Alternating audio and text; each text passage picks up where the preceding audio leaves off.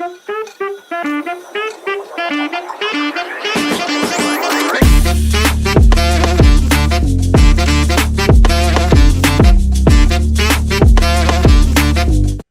right, hey everybody, welcome back to Warhawk. This is episode 8, and I'm your host, Sophia Smith. Today I'm here with a Kobe student who was featured in a TMJ4 news article about the new AI major that is going to be introduced in Whitewater in the fall. So I know many of you have probably heard about that, so today we're going to hear his story and what he has to say about AI, and then we're also going to dive into more about being a Kobe student and a business owner. So if you'd like to introduce yourself, your name, grade, and major. Hey everybody, I'm Anthony Frelas. I'm a freshman here at Whitewater, studying entrepreneurship. And yeah, like I said, I was featured on the TMJ4 article about AI marketing, or AI major, sorry. And yeah, it's a great opportunity to be on here and speak to all of my fellow Warhawks about everything that we're going to speak about. Yeah. Awesome. So getting to know the guest, which is our first topic. So tell us a little about yourself, like who you are, where you're from, and yeah, just anything that's like interesting that you'd like to tell people. Yeah, so like I said, I'm Anthony.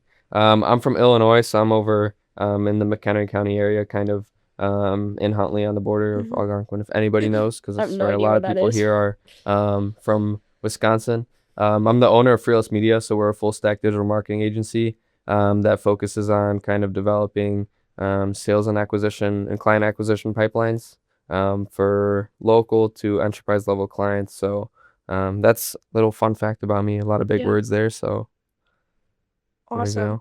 So you said your fun fact that you are a business owner, but we're gonna dive right into like being a Kobe student. So you said you're a freshman. Was there any really specific reason like why you chose Whitewater out of I don't know how many other options you had, but like mentors, campus location, just anything that stuck out to you when making the decision? I think I don't know. I think Whitewater gets a pretty good reputation over the school that they are, and I have a brother that goes here as well. So it makes it nice and easy, I guess, for the family to either stop by or come pick us both up. And I think it's far away enough from home where you feel comfortable. You're not worried about like, for example, going to Mizzou, where, for example, my high school, everybody's over there. So Whitewater was kind of a great option, also budget-wise as well. So, you know, no one wants to spend $50,000 a year at school. Yeah. So that's why I came here to Whitewater, and now we're sitting on this podcast. Awesome. So, you said your entrepreneurship major. So what was really the what made you decide you wanted to do that? So that wasn't actually my initial choice from the start. So I was a cybersecurity IT major, and I changed literally start of second semester. Really? Oh, so it was like a couple weeks ago. Yeah, so I just changed because I was like taking a look at it, and I was like, listen, like you know, the trajectory that I'm at right now, I feel like, you know, cybersecurity is great, and I think it's going to be extremely important. Everybody uses it day to day. But the focus really is on kind of improving yourself, right? Everybody's here at school to overall kind of develop knowledge and learn, you know, different skills. And I felt that cybersecurity was something where it would be great. The passion was not there for me. And I love what I do today. I would never trade it for anything like that. So I felt like, you know, for me to take a shot at entrepreneurship, you know, talk to the great staff here that we have at Whitewater. I've learned a ton just by talking to people. So overall, kind of being able to have these professors is exactly what I kind of needed. Awesome. So, like you said earlier, you own a business. So, like, what was the transition like from high school to college? Because like you were a business owner, you are a business owner. Why did you want to come to college when you are already so successful at your business? Was there really a need, or did you just want to expand your knowledge? Right. Yeah. So I think that's a key important kind of statement that you made there. So I started my company when I was 17. So I was still in high school, you know, working really hard. I quit my job to kind of take a shot at this. I wasn't working anywhere crazy, but I learned a lot overall. And, you know, it kind of started out by, you know, realizing the opportunity of potential that you have, right? So being able to know that everything is dependent on you, right? Because, for example, if I don't put an hour of work in a day, then no one's going to do it for me, right? So building that kind of where I was like, hey, listen, you know, this is what I want to do. And the reason I came to college, it was always kind of my goal. Like I said, I started when I was 17, but I guess there wasn't enough window to kind of prove to myself personally that you know, this is a big risk where I don't have to go to college. But I also did realize, you know, that there's an opportunity where you'll meet somebody here and there. It doesn't matter if you finish college or not, but I guess it's more focused on, you know, hey, listen, you know, there's this person sitting in my class. I like him a lot. He's extremely smart. We think alike, right? So being able to kind of, you know, just wait on that one opportunity, even if it takes 4 years, I think it's important for people to know that, you know, if you can get that opportunity with, you know, if it's that classmate that, you know, you want to work together with, or if it's that professor that really helps you, you know, get set up, right? Because everybody's here to help you. Yeah. And overall, that's why I kind of decided on coming here as well. Yeah, and I think creating those connections, like you said, even if you don't finish, like anybody you run into can Yeah. help you in your future. Like just making a connection with someone Yeah. can be the game changer No, in 10 years. exactly. Life is the game of relationships, and I think that, Yeah. like for example, you know, you'll put on your resume that you completed school, but you know, after you get 2 or 3 jobs, that kind of goes away from your Yeah. resume, right? So now you're kind of building your reputation through the companies you work for and overall the Yeah. relationships that you have.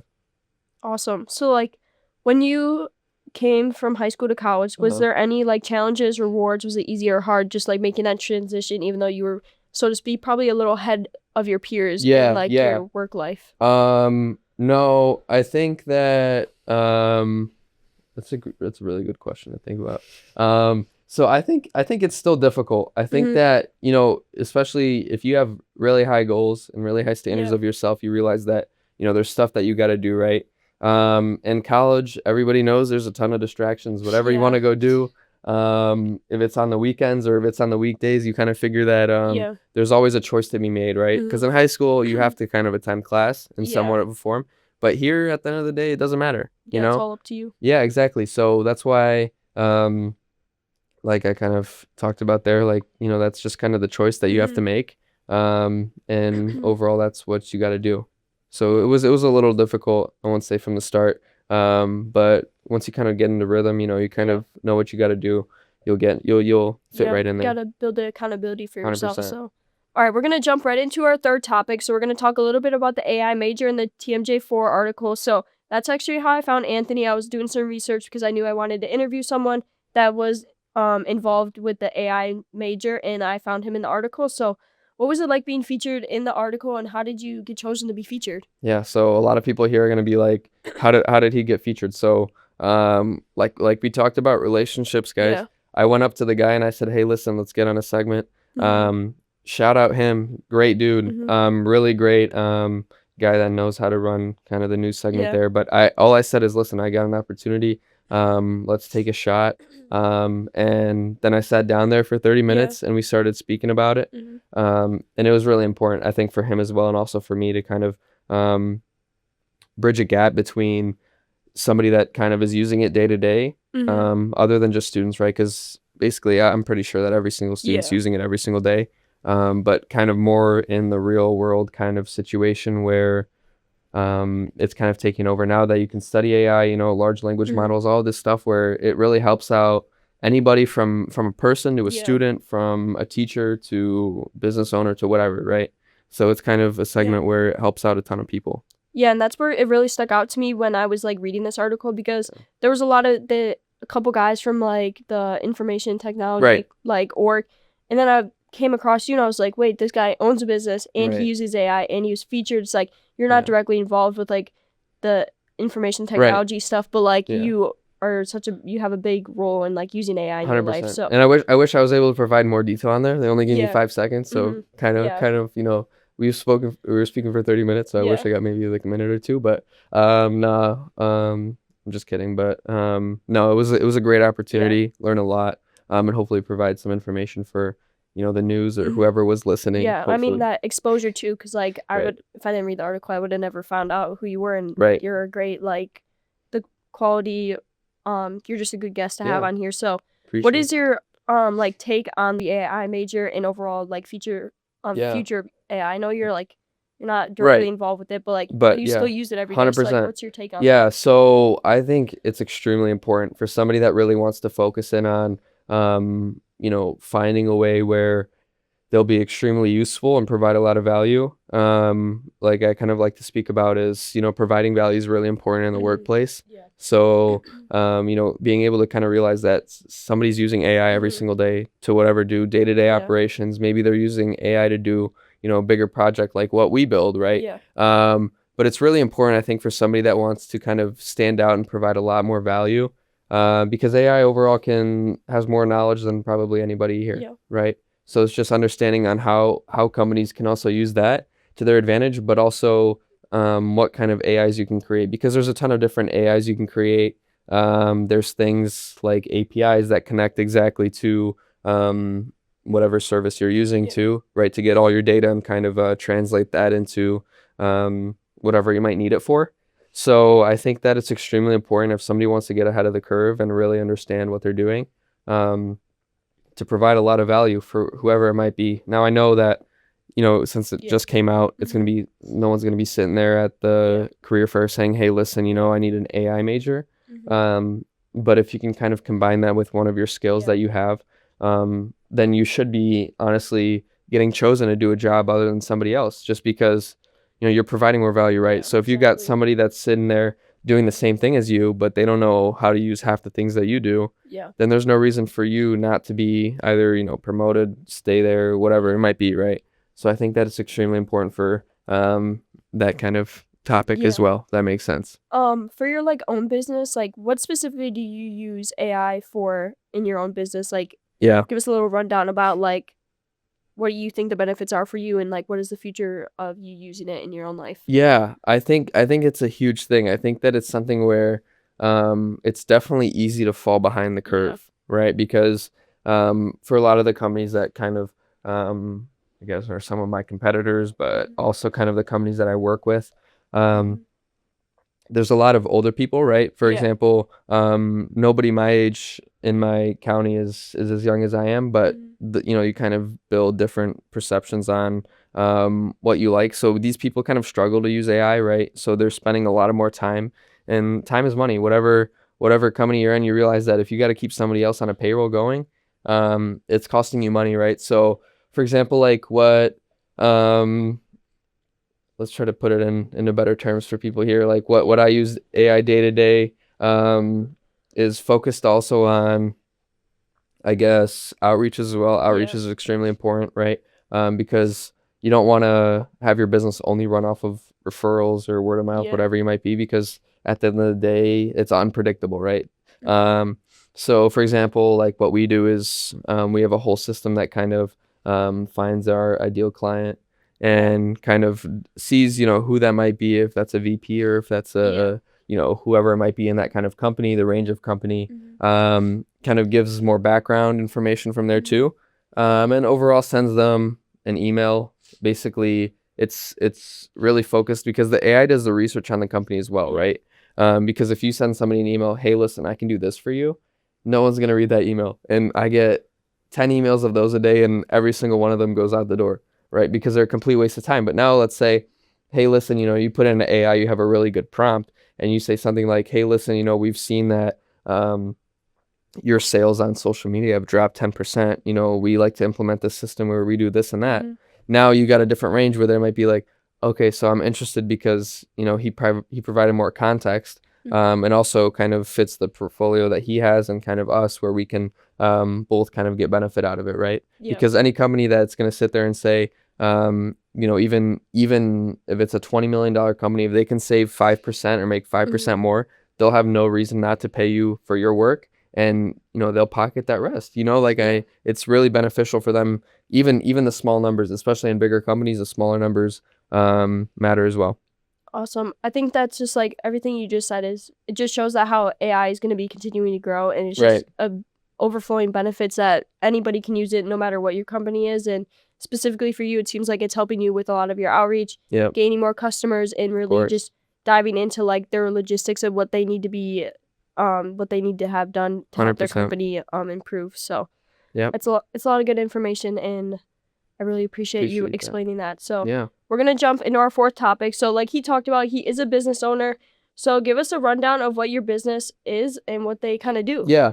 So like I said, we're a full stack digital marketing agency. we'll start off with that. So basically, whatever a company might be, we can kind of provide the full service for them, right? So if it's web development, if it's getting ranked on AI searches or even just on Google, social media management, running paid advertising, which is really, really good to get into for whoever's doing marketing. If you understand the game, you'll do extremely well.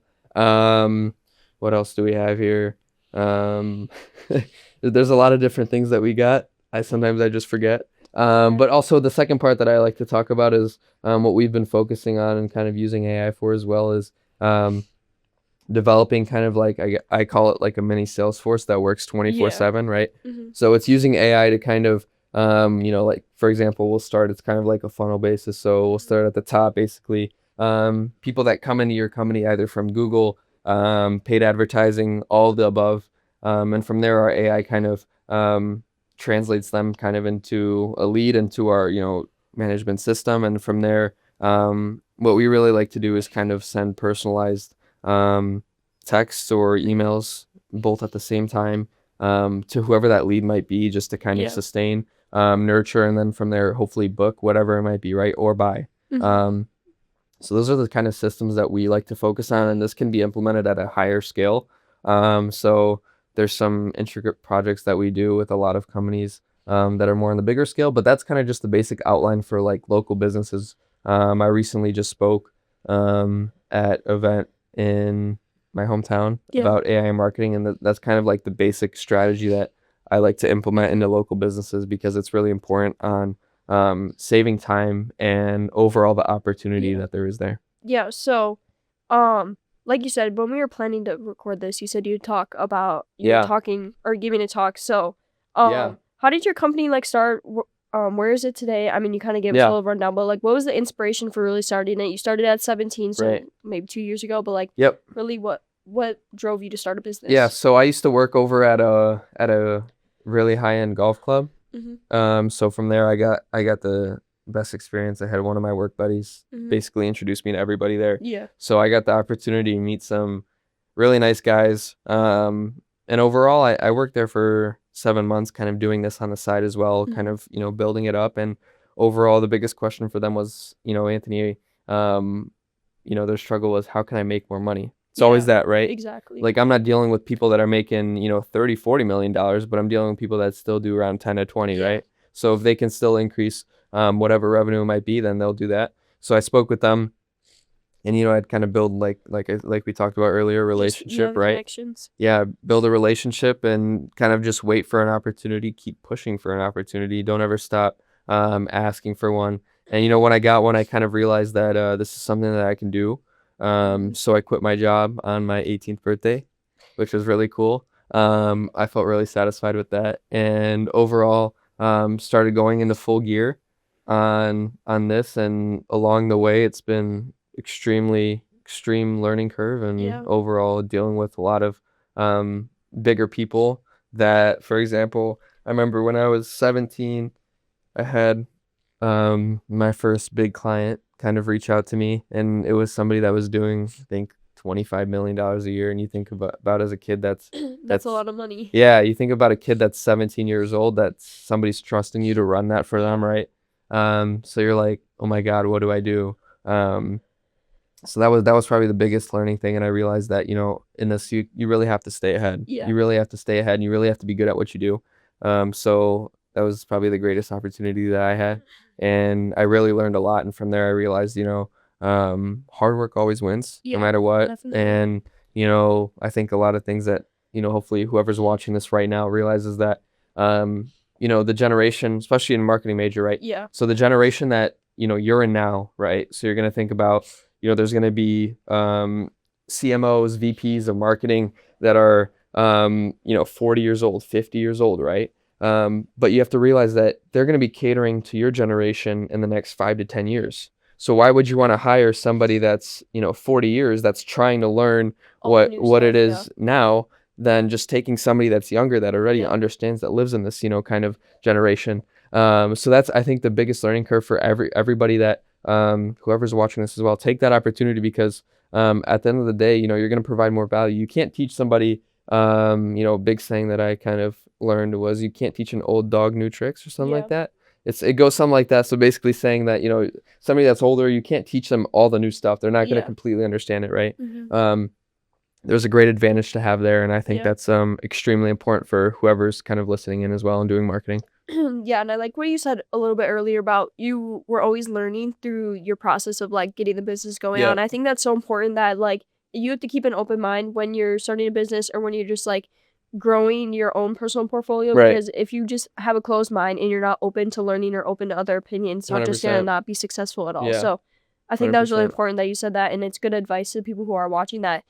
Like you said, you have to be open to learning, but you also have to be ahead of the game and know 100%. that there's a market of people that you are going to be better at marketing than someone who has 50 years of experience. Yeah, so. there's a lot of people out there that do exactly what you do, but you have to stand out somehow as well, Awesome. So another question, what is it like owning such a successful business at your age, and like time management benefits? Like, what is that really like? I wouldn't say we're as successful as I'd want to be, but I appreciate that. There's a lot of room for growth, and from what I've seen online, it seems like you're pretty successful.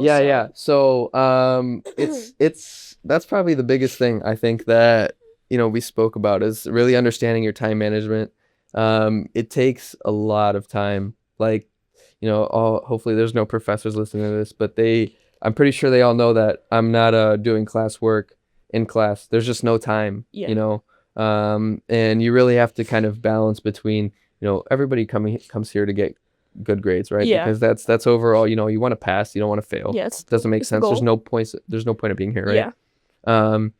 But my day-to-day fluctuates every single day. So, for example, yesterday was a crazy day. I think I had 7 meetings or something like that. So that starts off from, luckily I only have 2 classes that day, but the day starts off at, 7:30, and it can go all the way up till 2 in the morning, right? But that's only just because you think about it, a meeting can either be talking with your client, it can be talking with a new one, which is always exciting, right? An opportunity. Talking with your team, seeing overall what you can do, right?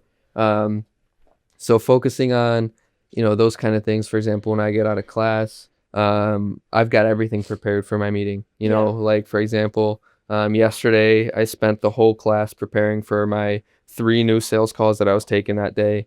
And I probably had 2 pages of just everything possible about the business that I knew, just to speak about. And that's overall what it takes. It does suck. I don't recommend people to necessarily start your own business because, the amount of time that you're not wasting, not by any means, but the time, if you don't put in the effort that you're wasting, is going to be, you'll learn something, of course, but it's not easy. It's never easy to say, that you're going to start this off and you're going to start making all this money, especially I think in a world that we live in now. A lot of people sit there and say, hey, listen, look, I did this and that. And at the end of the day, it's cool to a lot of people, but there's always a different level to things as well, right? So there's always people that are making more than you. You look at your competitors, of course, you want to work with your competitors, but you also kind of have to realize that they're also taking your money. So there's a game, it's business, right? And that's how it works. Somebody screws you over. That's also what you got to do, right? So time management is extremely important, and I think that it teaches you a lot, especially over the years. And I think what you said with like, it's a lot of work to start a business, but for you as an example, like you're gonna do all this hard work, and then hopefully in the future that you'll just be able to like look back and be like, I built this. And you can step back and really just let the business run itself, and you're just like the owner. So, but it's a lot of hard work at the beginning, and hopefully it'll pay off, and hopefully like business will continue to grow. But like, of course, I think the biggest thing is like, you can't just shape your business just to make money, because at the end of the day, like money, striving for money, it's never gonna work out. As long as you can take away a few things. A lot of people fail. I started my first business was when I was 14, and I was selling socks online. I learned so much there than I'd probably learn at my first 2 years at Whitewater. And I'm not saying that because of anything to do with Whitewater, but I'm just saying is like, you learn that you got to budget this and that. You've got, you got to talk to your manufacturer. You got to talk to these people. Yeah. And it all creates into one thing, right? So it's a Yeah. big project, but people don't realize that. So, after one time they give up, they, spend the money that it costed, and they're like, oh, listen, like, now it's this and that. But in reality, you learned a lot that's not that, you can't necessarily pay for, but you kind of Yeah. paid for, right? Because you can't learn to fail, right? You can only Yeah. just fail, right? Exactly. So that's kind of how I take it with that as well. Yeah. That's great advice. Like, you just got to start, and everybody's gonna have their ups and downs with the business. But so the last question for this topic: what does the future of your business look like? What are you hoping to achieve? Ooh. And just like give us Yeah. what your like 10-year plan is for your business. Let's see. 10-year plan. Haven't gotten there yet. Haven't gotten their 10-year plan yet. Overall, I think I want to definitely develop a local product that does extremely well. Yeah. Overall providing value. Just because, over the years I've dealt with a lot of agencies nearby that I know exactly what they do. Yeah. And the quality of services, especially nowadays in a world that we live in. A lot of people are either signing people from Asia to do the work for Yep. $2-3 an hour. And, it's I guess for the basic tasks, it's okay. But providing that quality that's not long-term growth, right? So being able to kind of work, hopefully, maybe some nice brands want to come, maybe $1 billion range, something like that. That would be great. Keep getting $100 million clients would be amazing as well. Oh, actually, I do have a goal. I just thought about this. I want to be on the Inc. 5000 fastest growing companies in the U.S. That's a good goal. And also Forbes 30 under 30, maybe. I got no clue. There's a lot of work to be done for there, but I think that's more kind of like a status goal than actual growth, right? So I think that overall, what's more important is just staying healthy, loving what you do, and learning a lot. So that's what I think is really important. So hopefully the growth, I'm sure it will catch up. If I work hard, I'm not worried about that. But overall, you can't trade your health. And I think that was the biggest thing that I learned from the beginning. I used to go to sleep at like 4 a.m. and wake up at like 6 a.m. to get on calls when this was during the summer. And, it's to a point where you realize like your health has to be a priority, because all I was relying on was making that next cup of coffee to keep me awake for the 2 hours and just keep making it over and over again.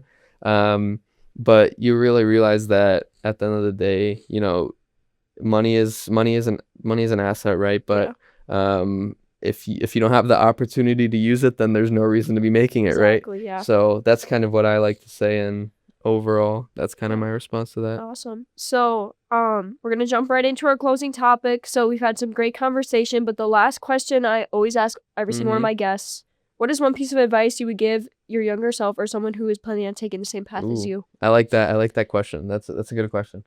We'll start off with, what advice would I give to somebody else? If that, I can kind of split that into two questions, right? Yeah. I would say provide as much value as you can to whatever workplace you are, and also realize, and this is so controversial, I guess, for some people, that you are the richest person in the world because you have more time than anybody. Yeah. You got more time to work harder than, all these people making billions of dollars. But you also have to provide a ton of value. So whatever that might be in the workplace, if that's, your job, or if that's even working at, I don't even know, someplace, right? Being able to kind of combine your different values and realize that, you don't want to just be the person that does this one job, because you're going to get replaced so quickly. And I think that's what a lot of people see in the workplace is, there's always people wanting jobs. It's never going to stop. The demand's never going to stop. So there's always a category of candidates that they can literally just, take the whole list and just pick from one of them and probably replace you, right? But if you become irreplaceable, that's the quality that you want to really have. So what's something I'd tell to my younger self is, it's a good question. Let's think here. It would probably be something to do with, just believe in yourself, especially in high school. A lot of people didn't like me, especially the teachers, because same thing. I was just driven to do what I wanted to do.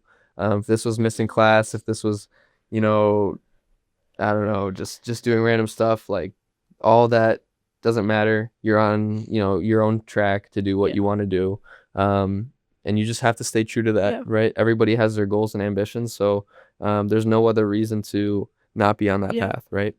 And I think having a drive to be something greater is so important. And if you don't have a drive to do anything in life, you can just, what's the point of even, like, you just have to have something that is going to push you every day to be better, to succeed more. So 100%. Yeah, you got to realize that,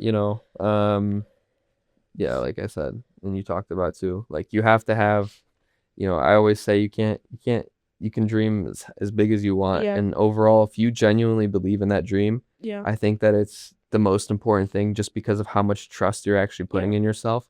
And there's going to be so many people along the way, whatever journey you're in. If you're even just working whatever job, if you're trying to start something, there's going to be, everybody's going to be telling you that, you're not doing this, you're not doing that.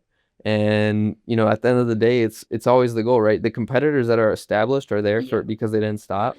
So why not overtake them? I mean, it's kind of a thing there. So those are kind of my responses for that as well. Awesome. I think that's great advice to anybody who's watching.